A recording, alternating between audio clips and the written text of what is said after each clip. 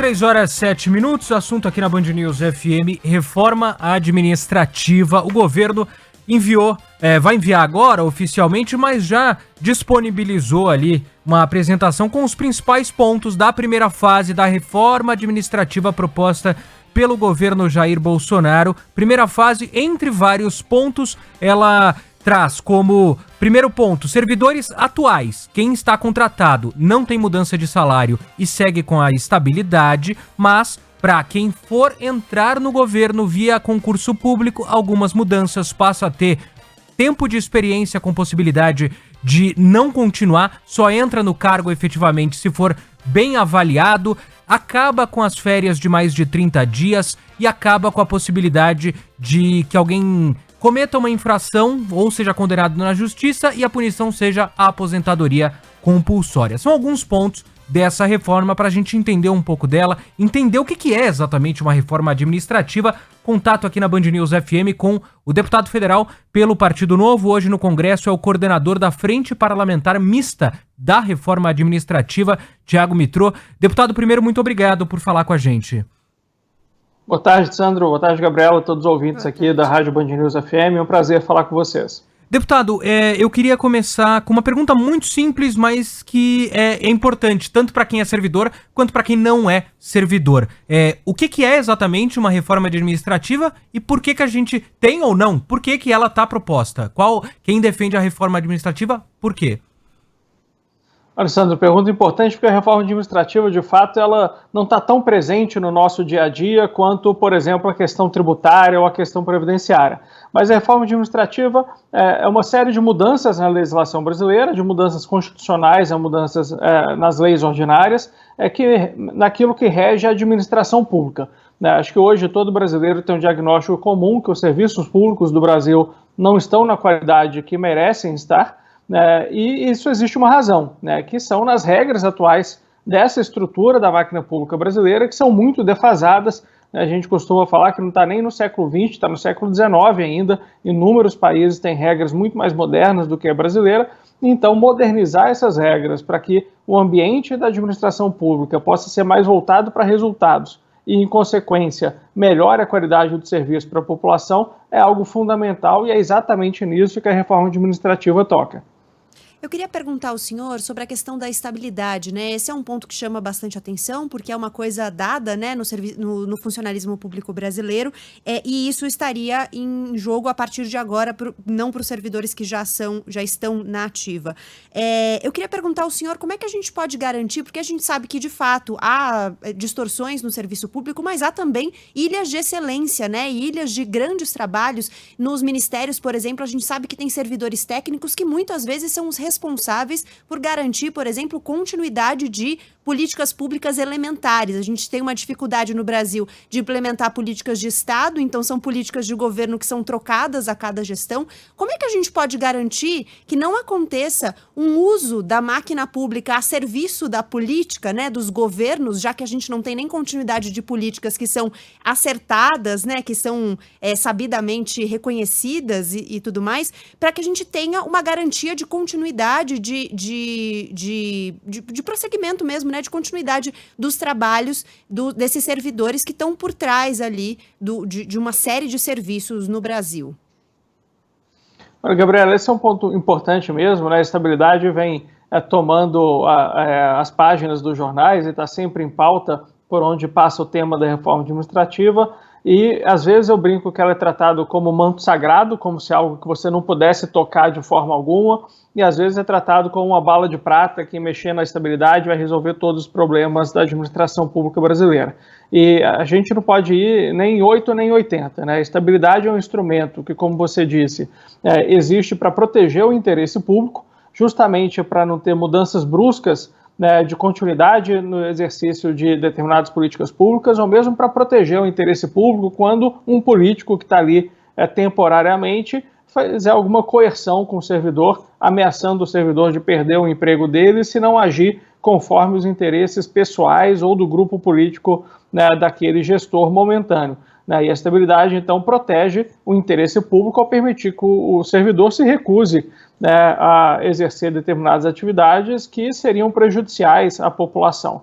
Agora, o problema está na forma como a estabilidade é concedida no Brasil, né? Você tem um instrumento da estabilidade no mundo inteiro, mas no Brasil ela é dada de forma irrestrita a 100% dos servidores e no dia seguinte que ele começa a trabalhar no setor público, né? Então, essa estabilidade irrestrita é que há um problema, né?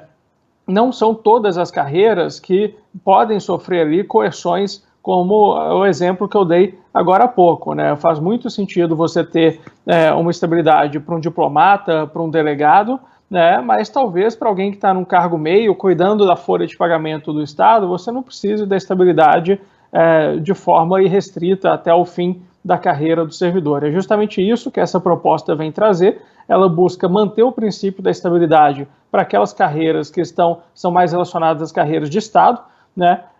E também por tempo determinado para outras carreiras, né? Que você, por exemplo, para ter uma continuidade de uma gestão para outra gestão, você tem um grupo de servidores que vão ter ali um prazo da estabilidade deles de 5, 10 anos. Né? Então, você permite que não haja solavancos na troca de um mandato de um político para outro, mas você também não compromete a folha de pagamento, a capacidade de pagamento do Estado por 30, 40 anos, né? Sendo que não tem condições hoje de nós sabermos qual vai ser a necessidade pessoal do governo daqui a 10, 15 anos, que dirá daqui a 20, 30. Então, acho que a proposta do governo vem na medida certa para preservar o instrumento para quem precisa, mas dar flexibilidade para a gestão pública. Deputado, eu vou lembrar aqui da reforma da Previdência. Foi um tema que começou com muitas críticas de vários setores da sociedade, não tinha um apoio forte da opinião pública, foi ganhando esse apoio de uma parte do eleitorado, foi se tornando um tema mais palatável, mais fácil de tramitar no Congresso. Então, a imagem, a comunicação de uma proposta importante como essa, ela é importante. Aonde eu quero chegar? Essa proposta que está sendo enviada agora pelo governo, os temas que o Congresso vão discutir, não incluem outros poderes. Então a gente não tem mudança envolvendo servidores do Poder Judiciário e do Poder Legislativo. E hoje, quando a gente fala em penduricalhos, em salários acima do teto, excesso de benefícios, categorias que estão acima da população brasileira, a gente olha muito para os magistrados, que recebem salários muito altos, acima de ministros do Supremo Tribunal Federal, férias de mais de 60 dias por ano. São categorias, claro, não são só os magistrados, mas é o que tá. E a gente vê, por exemplo, o caso de alguém que comete uma infração grave, um crime, e recebe a aposentadoria. E você não incluir os outros poderes numa reforma, ou conversar para que os outros poderes façam isso de uma forma conjunta, não atrapalha essa comunicação, não dificulta a aprovação de uma reforma administrativa desse tamanho? E não compromete o combate justamente a isso que está tentando, né, se reformar, já que a gente está falando muitas vezes dos servidores do executivo, de pessoas que ganham, eu levantei alguns números que variam entre 75% e 85%, as pessoas que ganham até R$5.000. Então você tem um contingente muito grande que acaba indo na onda da opinião, quando a gente critica, né, os penduricalhos, acaba indo na onda como se o serviço público fosse isso, quando na verdade são pessoas que elas estão trabalhando em condições sucateadas, né? Acho que tem uma complexidade da reforma administrativa também, que diferente da Previdência, como você mencionou, Sandro, ou a tributária, ela não envolve somente um texto, né? Ela não envolve somente uma PEC. Então, tem alguns aspectos que vocês mencionaram que já estão tramitando no Congresso e, inclusive, prestes a serem pautados para aprovação. Os supersalários, por exemplo, que realmente é um absurdo, né, que a gente tem aqueles casos de magistrados que ganham R$100.000 no mês, R$150.000 no mês, né, aumentos retroativos, né, esse tipo de coisa, isso tem que acabar. Agora, não é a Constituição e a parte da Constituição que está sendo modificada por essa PEC enviada do governo que trata disso.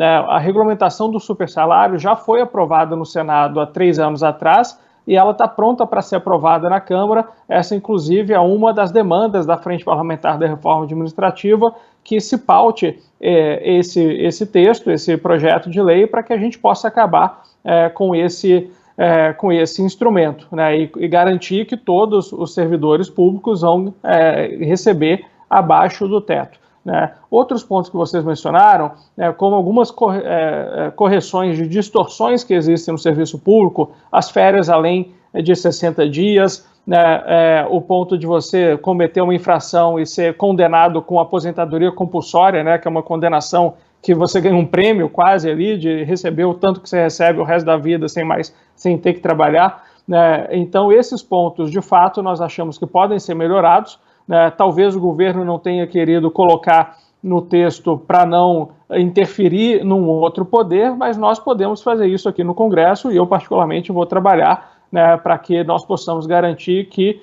os membros de outros poderes, como judiciário, juízes, promotores, também possam, desde já, né, entrarem neste critério de não receber mais esses privilégios. Tem uma discussão sobre o direito adquirido, de você não mexer, né, em compromissos já assumidos da administração pública com o servidor, mas a gente não pode deixar essa discussão virar uma discussão de privilégios adquiridos, né? Férias de 60 dias não é algo que pode ser considerado direito adquirido, né, e aposentadoria compulsória quando se comete uma infração também não. Então, certamente, esses são pontos que nós iremos querer mexer aqui no Congresso. Eu queria perguntar ao senhor sobre a questão do mérito, né? Isso apareceu na apresentação já, né? Você permitir promoções por mérito, instituir um regime meritocrático, né? No funcionalismo público.